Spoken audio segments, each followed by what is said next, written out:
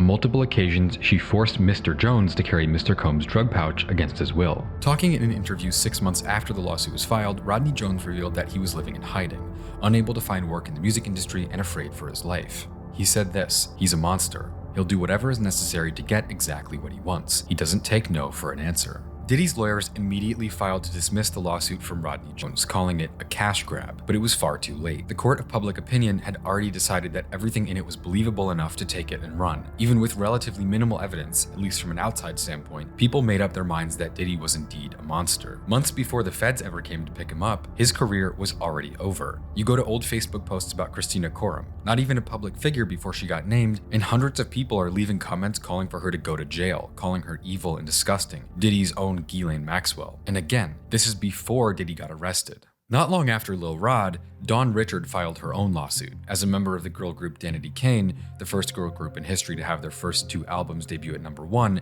and a former client of Diddy's Bad Boy Records, she knew Diddy very well. She wrote a number of things about her business and personal relationship with Diddy, starting with an affirmation that she herself witnessed Diddy's abuse against Cassie on many occasions. Dawn herself, though, was also a victim of Diddy's abuse.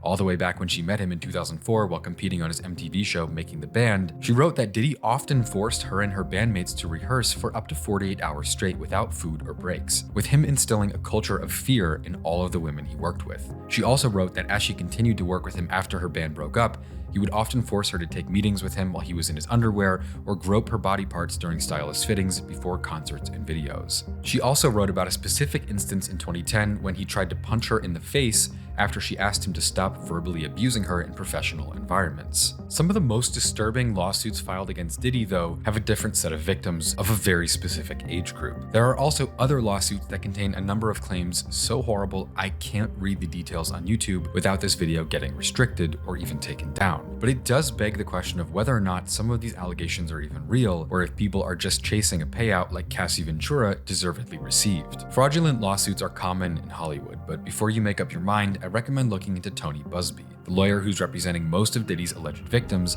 having already filed dozens of lawsuits against Diddy, claiming he will be filing at least 100 more. Some of the unnamed yet alleged accusers claim to have been under 18 at the time of their interactions with Diddy, with some as young as 10. And Tony Busby himself is a high-profile lawyer with a pretty bad reputation in his hometown of Houston, Texas, notably having previously served as a defense lawyer on the impeachment trial of a Texas politician who had previously been fined by the SEC for securities fraud and accused of political bribery and corruption. However, Tony Busby also prosecuted NFL player Deshaun Watson in a case that resulted in the settling of over 20 claims of sexual misconduct. It's difficult to make a call on whether or not Tony Busby seems like the type of lawyer to file any old claim in the hopes of making a quick buck.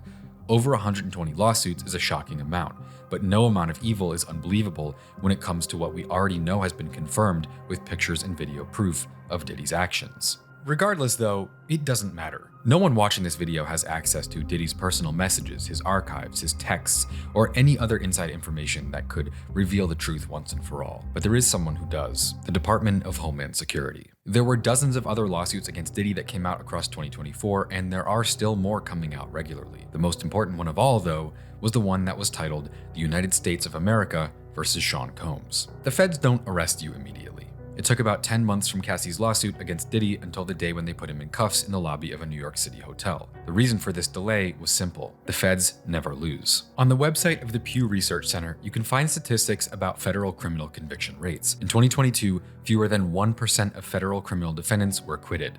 That's only 290 people out of 71,000 being let off the hook. But an even more surprising number is that only 1.9% of cases in total went to trial at all.